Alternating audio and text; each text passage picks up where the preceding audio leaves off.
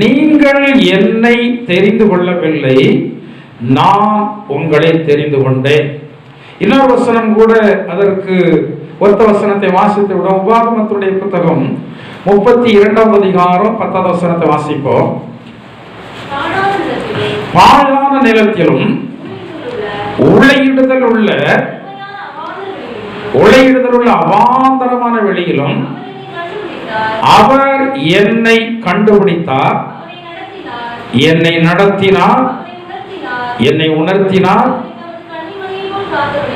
என்னை தமது கண்ணின் மணியை போல காத்தருளினார். நாம் தேவனால் கண்டுபிடிக்கப்பட்டவர்கள்.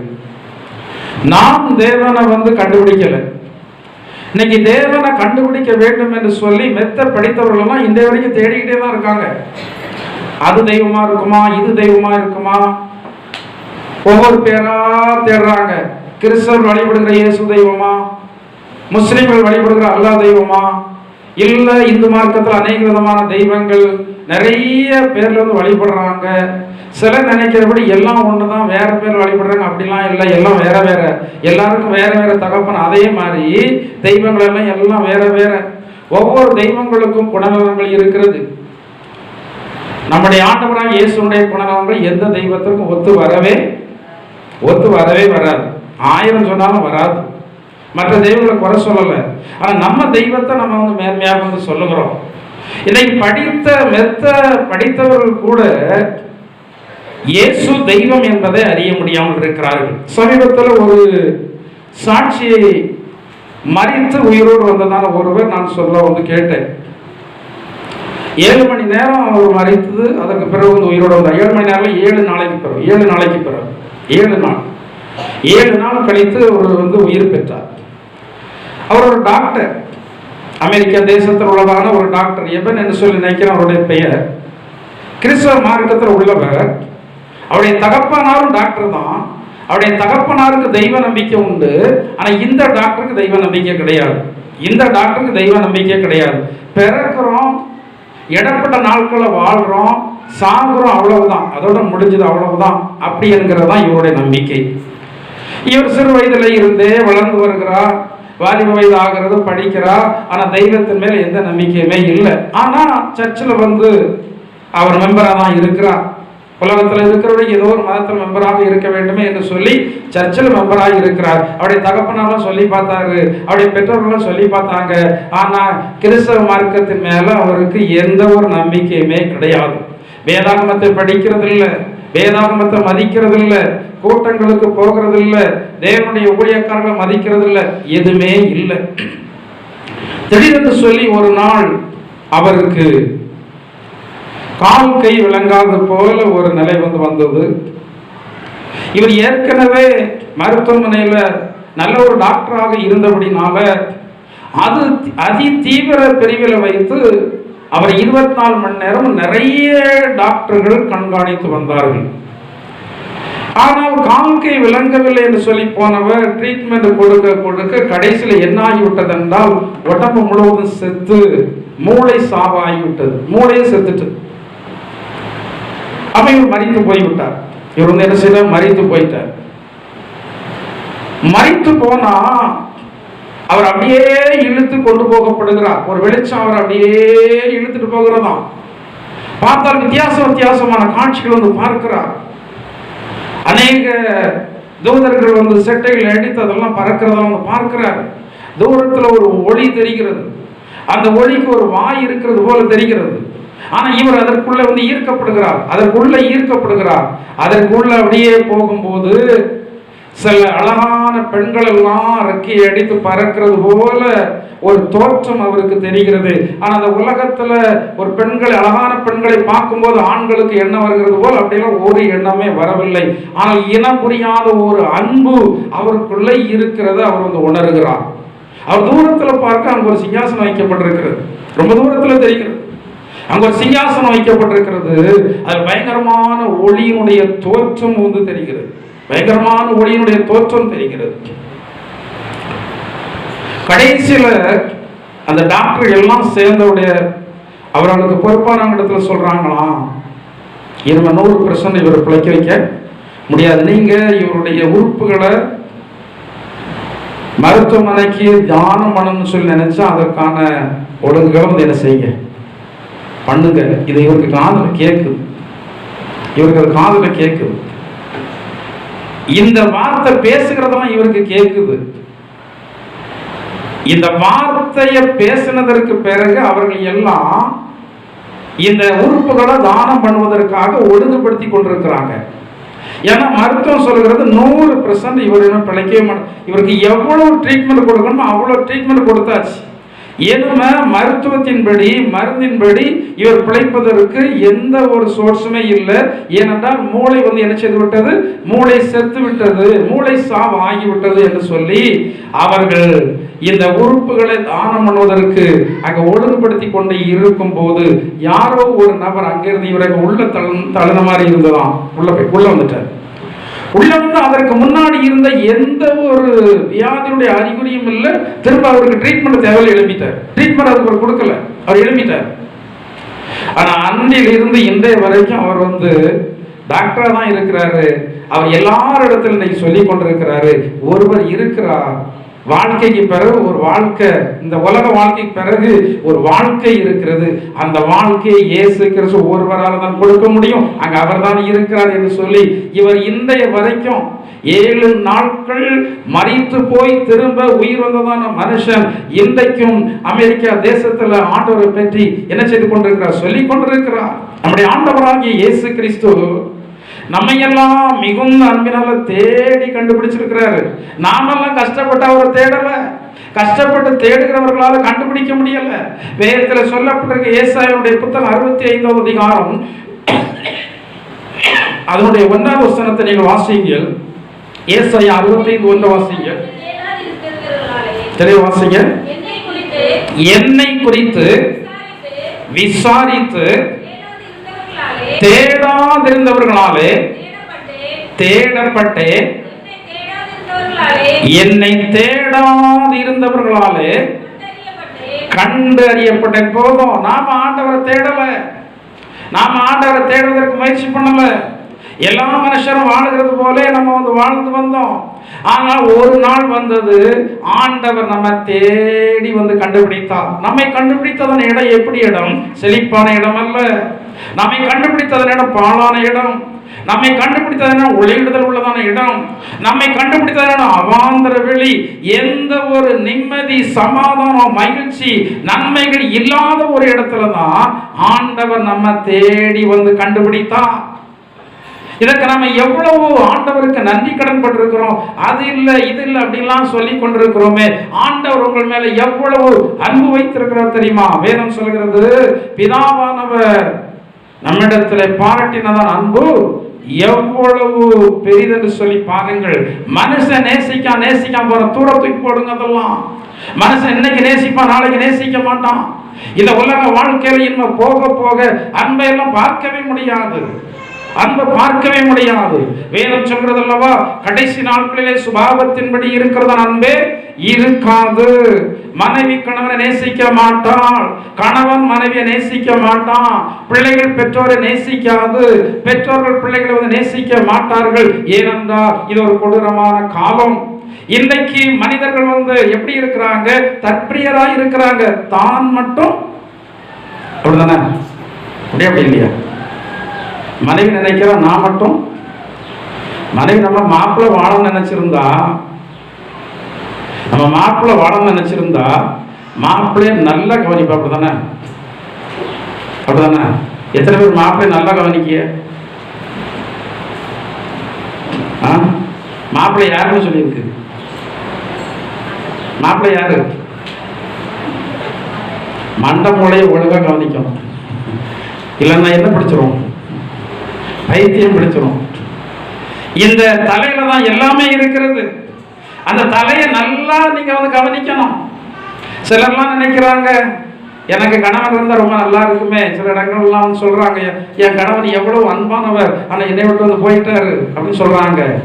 ஆனா கணவன் இருக்கிறவங்க நினைக்கிறாங்க, சிலருக்கெல்லாம் எதுக்குதான் கணவன்? கவனம் ஜாக்கிரதை. கிறிஸ்தவ லைசன்ஸுக்கு மட்டும்தான் சிலர் கணவன். என்ன லைசன்ஸ்? கல்யாணம் முடிஞ்சிருக்கு காட்டுறதுக்கு மட்டும்தான் கணவன். வேற ஒன்றுக்குமே கணவன் கிடையாது. கொஞ்ச நாளைக்கு முன்னாடி ஒரு அதிர்ச்சிகரமான ஒரு வார்த்தை ஒருத்தர் சொன்னார். கிறிஸ்தவ குடும்பம் தான் சொல்வதற்கே நமக்கு சங்கடமாக தான் இருக்கு. கிறிஸ்தவ குடும்பங்கள் இப்படிலாம் இருக்கிறாங்களா என்று சொல்லி நான் இங்கே சொல்வதற்கான காரணம்னா நம்ம சபையில் யாரும் இப்படி இருக்கக்கூடாது என்பதற்காகத்தான். மனைவிக்கு கணவனை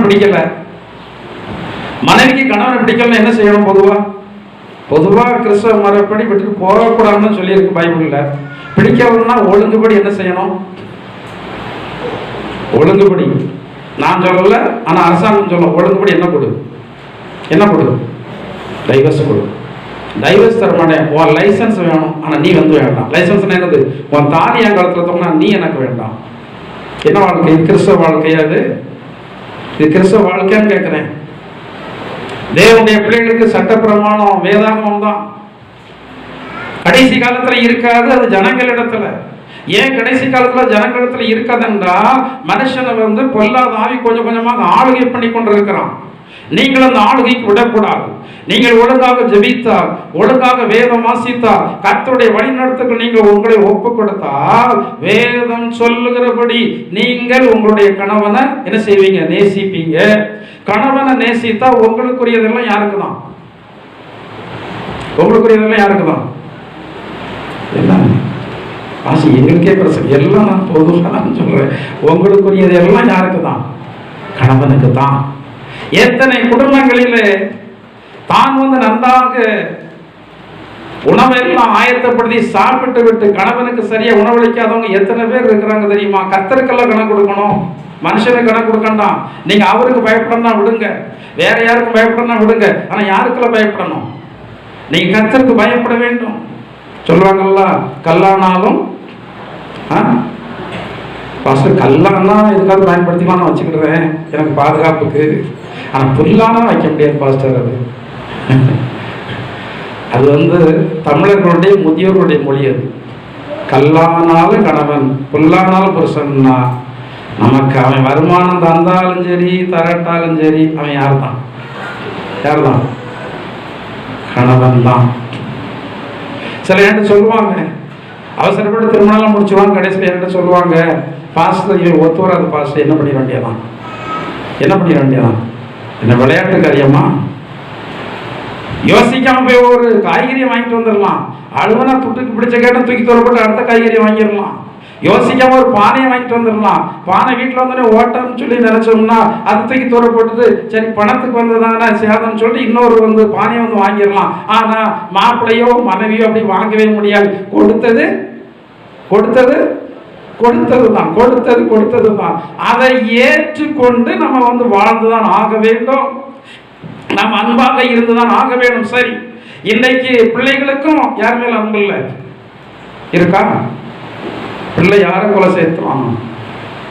தகப்பனை என்ன செய்யறோம்? எதுக்கு?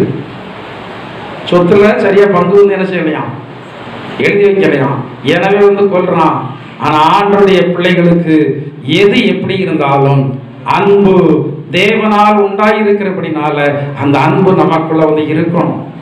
அந்த அன்பு எதனால் நமக்குள் இருக்கிறது என்றால் பரிசுத்த ஆவியினால் தேவ அன்பு உங்களுக்குள் ஊற்றப்பட்டிருக்கிறது. இந்த அன்பு உங்களுக்குள்ள இருக்குமானால் தேவன் உங்களை மிகவும் நேசித்து வழி நடத்துவார். இந்த அன்பை தேவன் நமக்கு முதலாவது தந்துட்டாரு. இந்த அன்பை அவர் எப்படி விளங்க பண்ணினால், சிலுவையில அவருடைய ரத்தத்தை சிந்தி அவருடைய அன்பை நம்மீது விளங்க பண்ணினார். நமக்காக ஜீவனை கொடுப்பதற்கு யாரும் என்ன செய்யல, முன் வரல. ஆனா ஆண்டவர் நமக்காக என்ன கொடுத்தார்? ஜீவனை கொடுத்தார். சரி, அப்போ தேடப்படாதிருந்தவர்களாலே நான் கண்டறியப்பட்டேன்.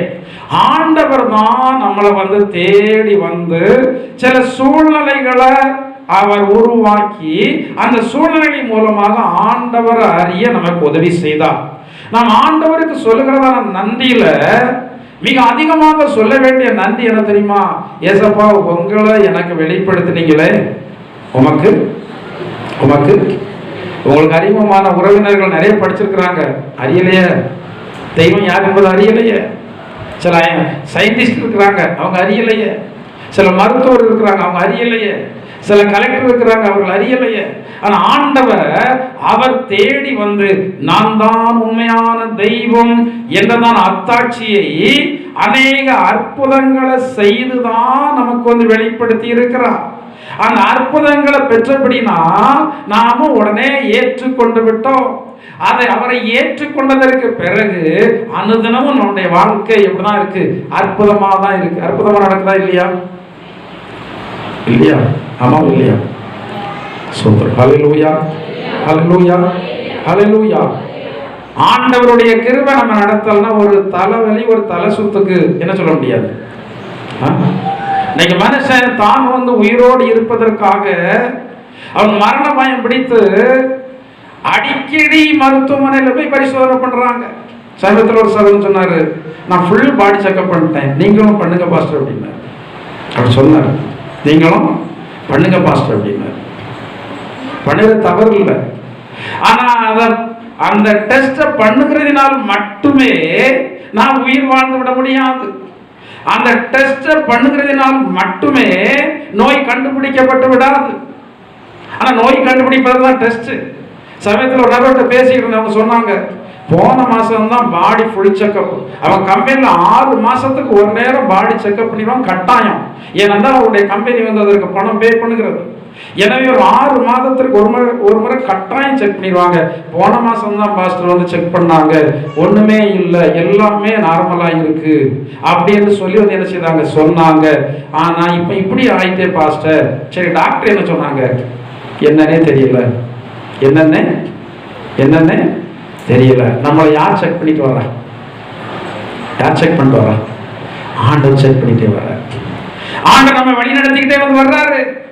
அவர் எதற்காக நம்ம தேடி கண்டுபிடித்தார்? அங்கு சொல்லப்பட்டிருக்கிறது, அவர் அந்த பாழான இடங்களிலும் உலகிடுதல் உள்ள அவாந்தரமான வெளியிலும் தேடி கண்டுபிடித்தார், அவனை நடத்தினார் என்று சொல்லப்பட்டிருக்கிறது.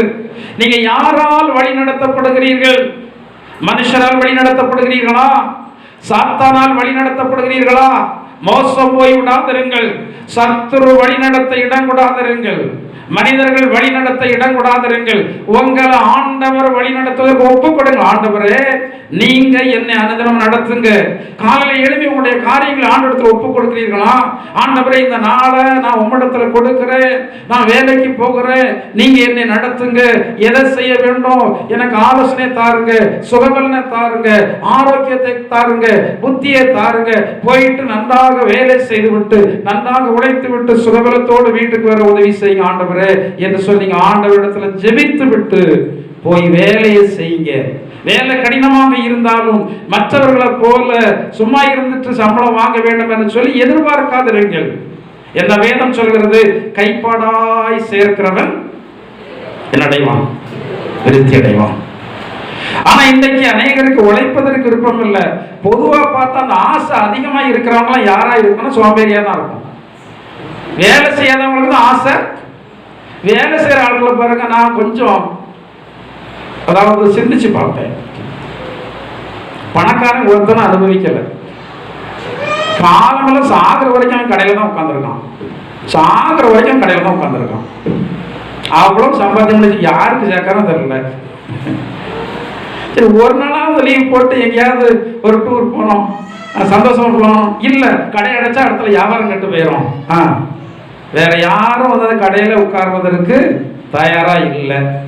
அவன் கொஞ்சம் அனுபவிக்க நினைக்கிறதுக்குள்ளால அவன் ஆட்டம் சாட்டம் ஓட்டம்லாம் முடிஞ்சு கடைசியில் நோயாளியாக தான் வீட்டில் வந்து படுக்கையில் வந்து உட்கார வேண்டியதான ஒரு சூழ்நிலை வருது. ஆனால் பைபிளில் சொல்லப்பட்டிருக்கிறது, அவன் எவ்வளவு அவன் விரும்பினாலும் அவனுக்கு கிடைக்கிறது. ஆனால் அனுபவிக்கும் சக்தியை மட்டும் ஆண்டவர் இருந்ததுக்கு 1 கோடி ரூபாய் கார் இருக்கு வீட்டில், அது ஓட்டுவதற்கு கண்ணும் சரியா தெரியல, காலம் சரியா வரலன்னா அது இருந்து என்னத்துக்கு?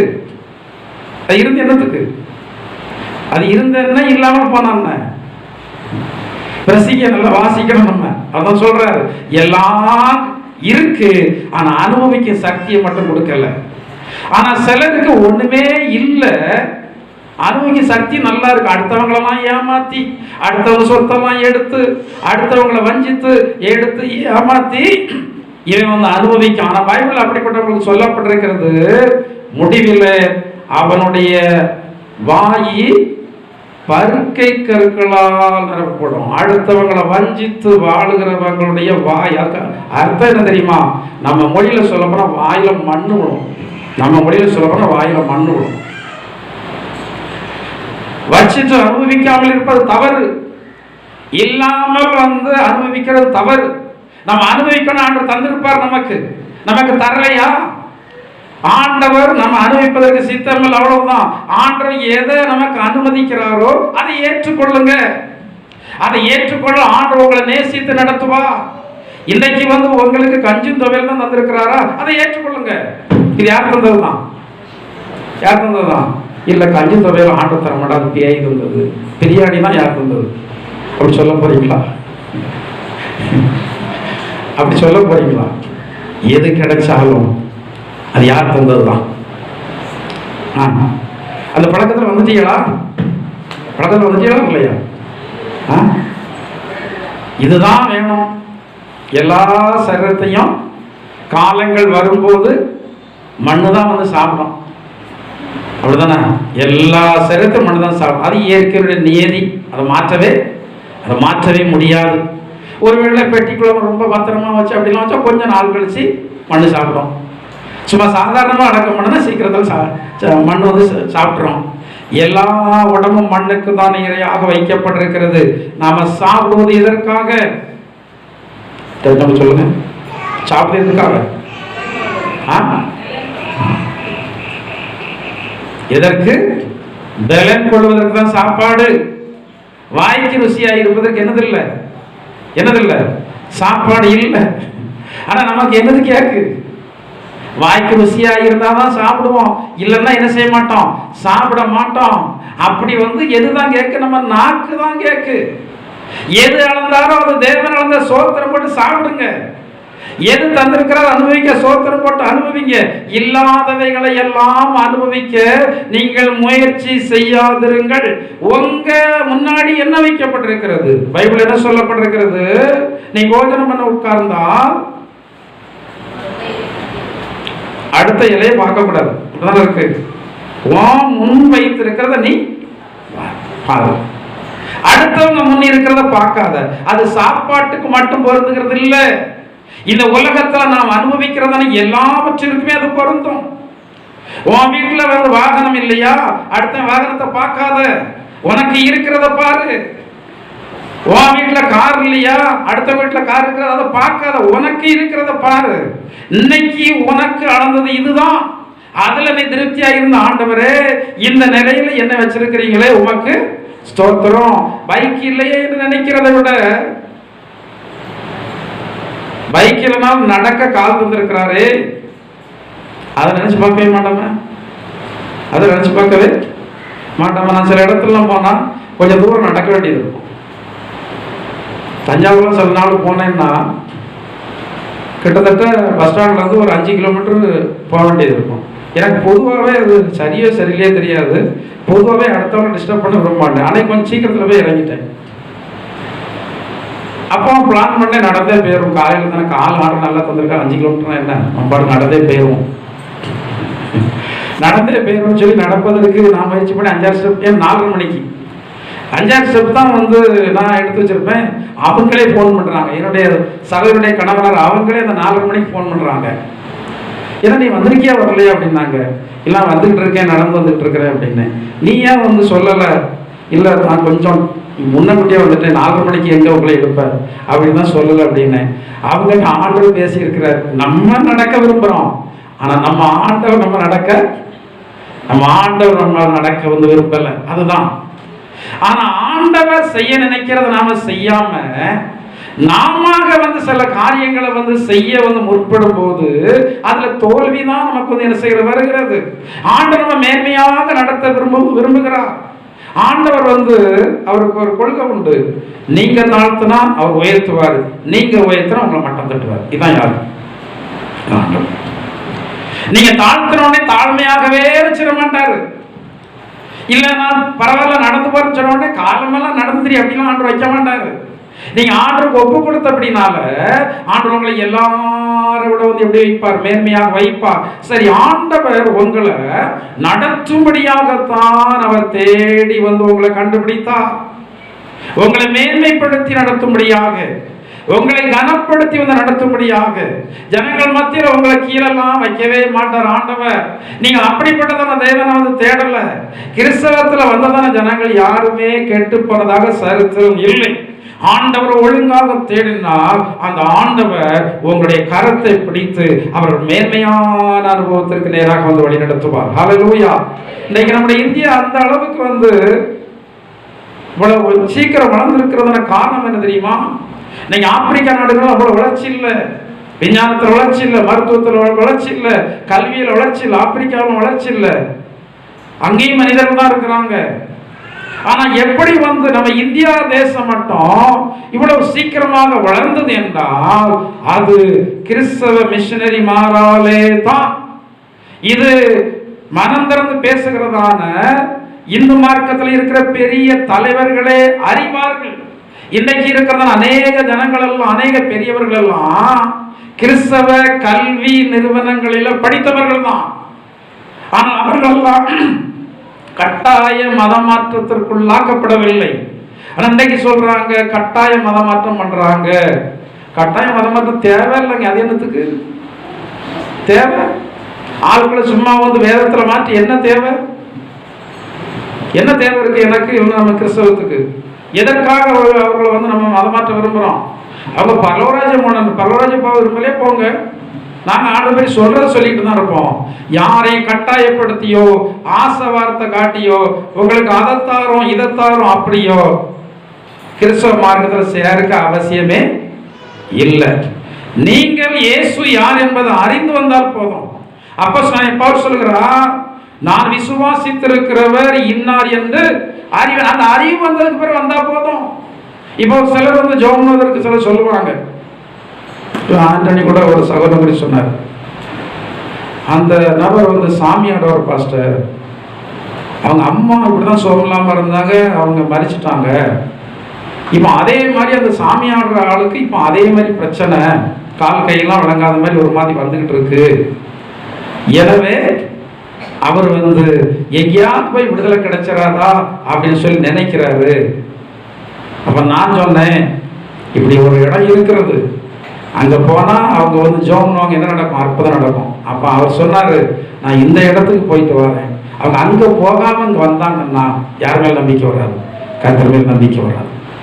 ஆண்டவர் யாருக்கு நன்மை செய்கிறார்?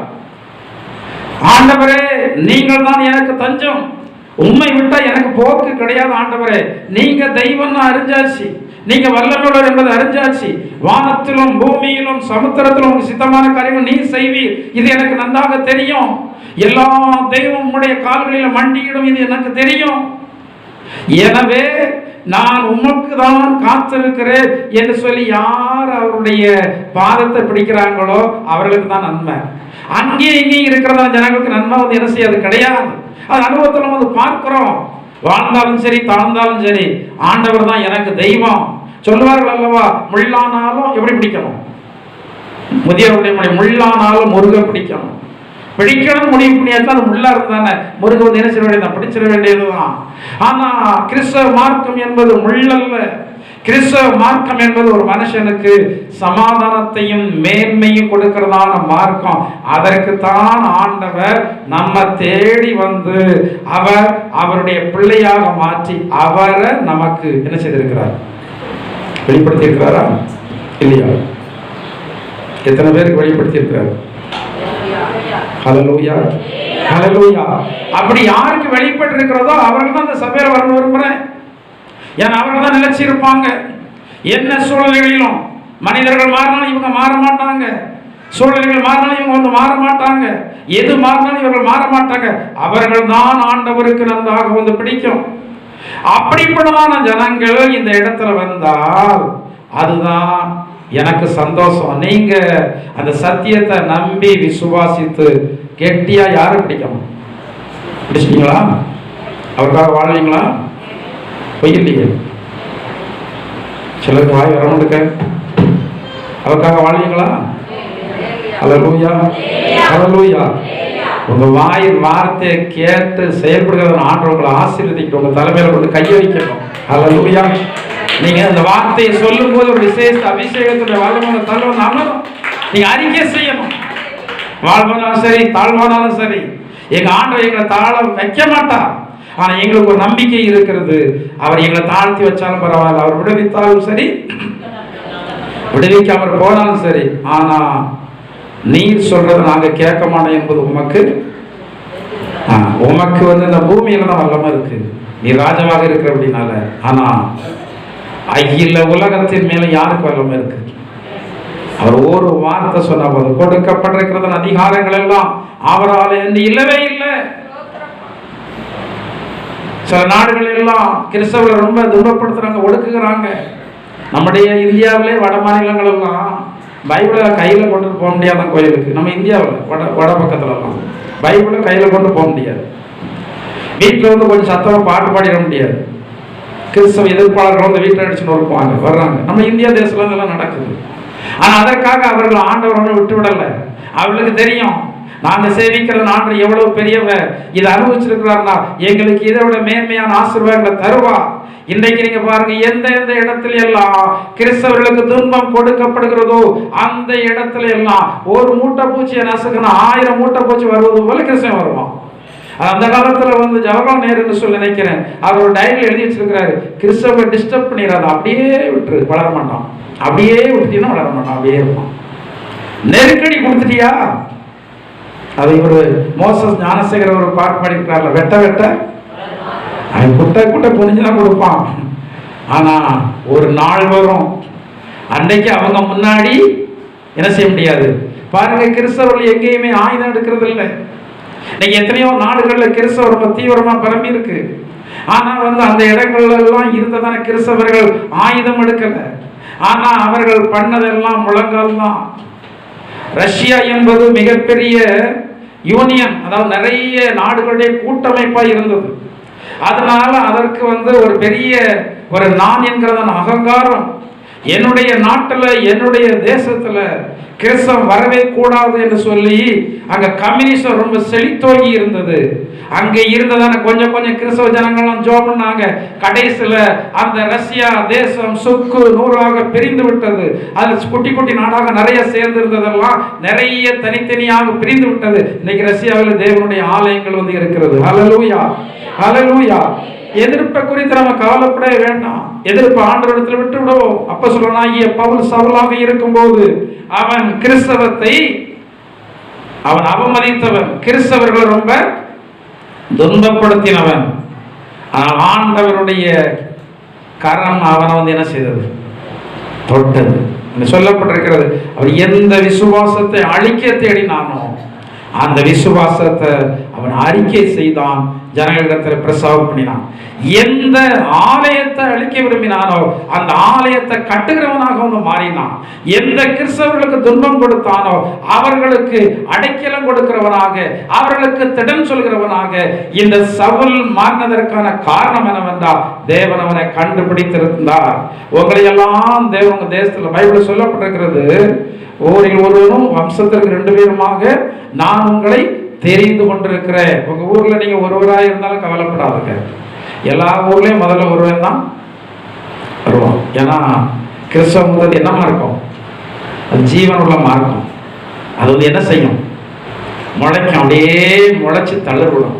நீங்க ஜீவனுள்ள அந்த விதையாக இருந்தீர்கள் என்றால் உங்க ஊர்ல நீங்க இருக்கிறீர்கள் அல்லவா, அப்படியே நீங்க விதை முளைச்சி துளுவிடுவீங்க. சீக்கிரத்துல உங்களுடைய தேசத்துல அநேக ஜனங்கள் யாரை ஏற்றுக்கொள்வாங்க? யாரை ஏற்றுக்கொள்வாங்க? ஆண்டவரை ஏற்றுக்கொண்டே ஆவார்கள். ஒரே வேத பகுதியை நீங்கள் வந்து வாசிங்கள். அதாவது லூக்கா எழுதின சுவிசேஷத்துல 15ஆம் அதிகாரம் நீங்க வீட்டுல போய் முழுவதும் வந்து வாசிச்சு பாருங்க. அதுல அந்த 15ஆம் அதிகாரத்துல 4 - 7 வரைக்கும் ஒரு சம்பவம் இருக்கிறது. 8 - 10 வரைக்கும் ஒரு சம்பவம் இருக்கிறது. 11 - 32 வரைக்கும் ஒரு சம்பவம் இருக்கிறது. அது எல்லாமே காணாமற் போனவைகள். 1 காணாமற் போன ஆடு, 2 காணாமற் போன வெள்ளிக்காசு, 3 காணாமற் போன இளையகுமார். இந்த காணாமற் போய்விட்டது என்று சொல்லி ஆண்டவர் வந்து விட்டுறல. நாம எல்லாம் காணாமற் போனவர்கள் தான்.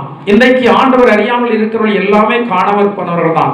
ஏனென்றால் எல்லாரும் எங்கிருந்து வந்தவர்கள் தான், இயேசுவினிடத்திலிருந்து வந்தவர்கள் தான். இந்த கிறிஸ்தவருடைய ஆவி மட்டும்தான் அங்க போகிறது என்பதல்ல. இந்த பூமியில இருக்கிற எல்லா மனிதர்களுடைய ஆவியும் மரித்தால் அது தன்னை தந்த தேவனிடத்துல தான் போகும். எல்லாரும் அங்கிருந்து வந்தவர்கள் தான்.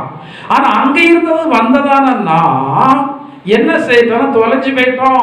யாரை விட்டு தொலைஞ்சு போயிட்டோம்? தேவனை விட்டு தொலைஞ்சு போயிட்டோம். தேவனுடைய ஆசீர்வாதத்தோடு தொலைஞ்சு போயிட்டோம். ஆனா ஆண்டவர் நம்மை தேடி கண்டுபிடிச்சார். 99 ஆடுகளை விட இந்த ஒரு ஆடு மேல ஆண்டவர் ரொம்ப அப்படிதானே. 99 ஆடுகளை ஒரு இடத்துல விட்டுட்டு இந்த ஒரு ஆட்டை பாஸ்டர் மட்டும் அந்த ஒரு ஆட்டை தேடி போயிட்டா. பழைய அந்த 99 ஆட்டுக்கு என்ன வருது? இவர் இன்னைக்கு வந்தவங்களுக்கு அவங்களுக்கு உபாசம் அப்படி இருக்காரு இப்படி இருக்காரு. இது என்ன ஆடு? இது காணாமற் போன ஆடு. இந்த 99 ஆட்டுல இந்த ஆடு 100வது ஆடா இருக்க வேண்டியது இட நாட்கள்ல காணாமல் போயிட்டு, இப்ப இதை எங்க கொண்டு சேர்க்கணும்? இந்த மந்தையில கொண்டு சேர்க்கணும். இந்த மந்தையில கொண்டு சேர்க்கணும்னா அந்த மெய்ப்பனில் கஷ்டம் இருக்கிறது. இந்த மெய்ப்பன் அதை தேடி கண்டுபிடிக்கணும். இந்த மெய்ப்பன் அது எங்க சிக்கிட்டு இருக்கிறது பார்க்கணும். எந்த முள்ளுக்குள்ள சிக்கி கொண்டு இருக்கிறது, எந்த இடத்துல இருக்கிறது என்பதை இவன் பார்க்கணும். இன்னைக்கு அநேக ஆடுகள் சிக்கி சத்தமிட்டு கொண்டிருக்கிறது. என்னை யார் விடுதலையாக்குவான்? சத்தமிட்டு கொண்டிருக்கிறது. அவர்களை விடுதலையாக்குவதற்கு இன்னைக்கு நிறைய பேருக்கு என்ன கிடையாது? விருப்பம் இல்லை. ஜனங்களுக்கு விடுதலை உண்டாக்க வேண்டுமானால் அவர்களுக்காக உத்தரவாதம் பண்ணணும், அவர்களை தேடி போகணும், ஆலோசனை சொல்லணும், ஜெபிக்கணும், எதையும் எதிர்பார்க்க கூடாது. ஆடுகள் மந்தையில சேர்ந்தா சரி அப்படின்னு நினைச்சா தான் இந்த ஆடுகளை மீட்டெடுக்க அப்படி வந்த ஆடுதான், இப்படி காணாமல் போய் வந்த ஆடுதான் இன்னைக்கு மெனக்கெட்ட ஆடாய் இருந்து இந்த ஆட்டு கொட்டகையே போட்டு என்ன செய்து கிடக்கு? கலன்னு கலைச்சிட்டு கிடக்கு. சில ஆடுகள் வந்து முன்னந்தடையில தள்ளுமா, தலையை வச்சு முட்டுமா. ஒரு நேரம் மற்ற ஆடுகள் சும்மா இருக்கவே கவனமாக இருக்கணும், ஜாக்கிரதையாக இருக்கணும். மற்ற ஆடுகள் அமைதலோடு மேய்வதற்கு, அமைதலோடு தண்ணீர் குடிப்பதற்கு நீங்க எந்த இடைஞ்சலும் கொடுக்க கூடாது. அப்படி கொடுத்தால் என்ன நடக்கும் தெரியுமா? பிடிச்சு கட்டையில டக்குலாம் வைக்க மாட்டாரு. அவ்வளவு கொடூரமான தேவன் இல்லை. பிடிச்சு தனியா கட்டிடுவார். அவ்வளவுதான், கட்டி வச்சிருவாரு. அப்படியா கொஞ்சம் அடங்குதான் பார்ப்போம். இது கட்டி வச்சதுக்கு பாருங்க என்ன தெரியுமா செய்யும்? என்ன செய்யும்? இவன் மேய்ப்பன் கொண்டு போய் கெட்டி கிடக்கு பாவம் அப்படின்னு கொஞ்சம் புள்ள கொண்டு அவனே முட்டுது. என்னது இது? என்னத்தினால முட்டுது? இது கொஞ்சம் பலம் நிறைய வந்துட்டு, இப்போ முன்னாடி மாதிரி இல்லை, கொஞ்சம் பலம் நிறைய வந்துட்டு, கொஞ்சம் கொம்பு முளைச்சிட்டு, கொஞ்சம் புஷ்டி வந்துட்டு, எனவே நான் உன்னையும் முட்டுது. ஆனா ஆண்டவர் எல்லா ஆடுகள் மீதும் அவர் கரிசனையாக இருக்கிறார். நீங்க வீட்டுல போய் அந்த பகுதி ஃபுல்லா வாசி பாருங்க. நான் அந்த நாட்கள் உங்களுக்கு அதை தெளிவாக சொல்ல வேண்டும் என்று சொல்லி விரும்பினேன். சமயம் வந்து இடம் கொடுக்கவில்லை. நான் இதோடு முடிக்கிறேன். நீங்கள் காணாமற் போன ஆடு, காணாமற் போன வெள்ளி காசு ஆண்டு கவனமாக உங்களை சேர்த்திருக்கிறாரு. காணாமற் போன இளையகுமார் போல தூரமாக சென்றவர்கள் உங்களை ஆண்டவர் அவருடைய வீட்டில் வந்து சேர்த்திருக்கிறார். நீங்க அவருடைய ஆசீர்வாதத்திற்கு பக்குள்ளவர்களாக இருக்க வேண்டுமானால் தொடர்ந்து அவருக்காக வாழுங்கள். கர்த்தர் தாமே நம்மை ஆசீர்வதிப்பாராக. முழங்கால் படியிட்டு நாம் ஜெபம் செய்வோம். ஹல்லேலூயா. கர்த்தாவே நன்றியோடு ஸ்தோத்திரிக்கிறோம் ஆண்டவரே. காடு மேடு ஓடிய ஆடு என்னை வெறுத்திடவில்லை. காடு மேடு ஓடிய ஆடு என்னை வெறுத்திடவில்லை.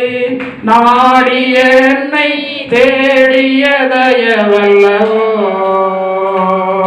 பாடுவே வாழ்வெல்லாம் இன்பம் அன்புள்ள இயேசுவையா.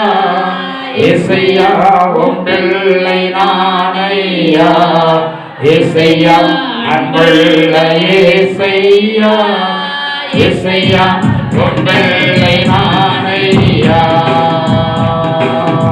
ஆனந்த வாழி வீரகோ ஏசையா, வாழி வீரகோ,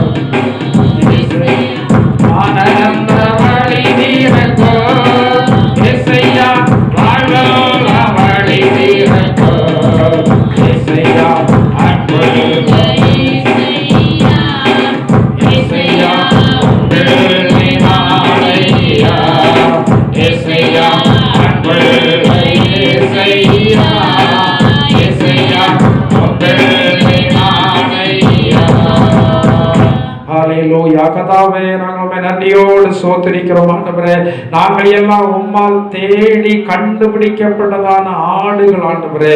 நாங்கள் எல்லாம் தேடி கண்டுபிடிக்கப்பட்டதான வெள்ளி காசுகள் ஆண்டவரே.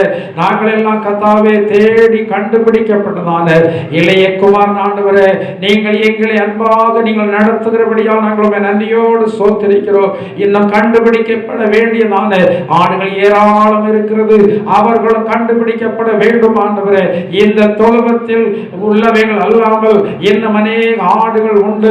அவைகளும் இந்த தொழுவத்திற்குள் வர வேண்டும் என்று சொல்லி நீங்கள் விரும்புகிறீர். நாங்கள் விரும்புகிறோம். அநேக ஜனங்கள் கர்த்தாவே இந்த சபையாகிய தொழுவத்திற்குள் கடந்து வந்து அவர்கள் கர்த்தாவே புல்லுள்ள இடங்களில் மேய்க்கப்பட்டு அமர்ந்த தண்ணீர்களை கர்த்தாவே அவர்கள் பருகத்தக்கதாக தேவன் தாமே அவருடைய ஆசீர்வாதத்திற்குரியவர்களாய் ஜனங்களை எல்லாம் மாற்றுங்க ஆண்டவரே. நாங்கள் நன்றியோடு ஸ்தோத்திரிக்கிறோம், ஸ்தோத்திரிக்கிறோம், ஸ்தோத்திரிக்கிறோம். எங்கள் அன்பின் பரலோக பிதாவே, நல்ல இயேசுவே, இந்த வாரத்தில் உம்முடைய சன்னிதானத்திலே கடந்து வந்து உம்முடைய நாமத்தை ஆராதித்து உம்முடைய ஆசீர்வாதங்களை பெற்றுக்கொள்ள எங்களுக்கு உதவி செய்தீர். ஸ்தோத்திரிக்கிறோம் ஆண்டவரே. கர்த்தர் தந்த ஜீவனுள்ள வார்த்தைகளுக்காக நாங்கள் நன்றியோடு ஸ்தோத்திரிக்கிறோம். இந்த வார்த்தையின் வெளிச்சத்திலே நடக்கத்தக்கதாக தேவன் தாமே எங்கள் ஒவ்வொருவருக்கு கிருபை தாருங்க அப்பா. நாங்களுமே தேடவில்லை, நீங்கள் எங்களை தேடி கண்டுபிடித்திருக்கிறீங்க கர்த்தாவே. எங்களை நடத்தும்படியாக கண்டுபிடித்திருக்கிறீங்க. எங்களை கண்மணி போல் பாதுகாக்கும்படியாக நீங்கள் எங்களை கண்டுபிடித்திருக்கிறீங்க ஆண்டவரே. முடிவில் நம்முடைய ராஜ்யத்திலே பங்கு பெறும்படியாக எங்களை தேடி கண்டுபிடித்து இந்த தொழுவத்திற்குள் எங்களை கொண்டு வைத்திருக்கிறீங்க. நாங்கள் இந்த தொழுவத்திற்குள் பாதுகாப்போடு இருக்கிறோம் ஆண்டவரே. அநேக ஜனங்கள் உண்டு, அவர்களின் தொழுவத்திற்குள்ளாக அழைத்து வருவீராக. கேட்ட சத்தியங்களின்படி வலதுபுறம் இடதுபுறம் விலகாமல் ஜீவிக்க ஒவ்வொருவருக்கு கர்த்தர் கிருபை பாராட்டுங்க ஆண்டவரே. வந்திருக்கிற எல்லாரையும் ஆசீர்வதிங்க. வராத ஜனங்கள் வர நாட்கள் அழைத்து வாருங்கள். இது வாரம் எங்களுக்கு ஆசீர்வதிக்கப்பட்ட வாரமாய் காணப்படட்டும். கொடிய வியாதிகளுக்கு எங்கள் எல்லாரையும் கர்த்தர் காத்துக் கொள்ளுங்க. பொல்லாத மனுஷனுடைய சதி செயல்கள், சாத்தானுடைய வஞ்சக கிரியைகள் எல்லாவற்றுக்கும் விலை கர்த்தர் காத்துக் கொள்ளுங்க. போக்குவரவு பிரயாணங்கள் எல்லாருக்கும் பாதுகாப்பை ஒவ்வொரு கொடுக்க வேண்டுமாறு ஜெபிக்கிறோம் ஆண்டவரே. கதாய் வருகை தாமதிக்குமானால் மறுபடியும் ஒரு முறை உங்க சன்னிதானத்தில் கடந்து ஆறுதி கிருபதாருங்க. வருகை இருக்குமானால் எதிர்கொண்டு வரத்தக்கதான பரிசுத்த ஜீவியத்தை தந்து தேவன் நாமை வழிநடத்திட வேண்டுமாறு இயேசுவின் நாமத்தால் ஜெபிக்கிறோம் ஜீவனுள்ள பிதாவே.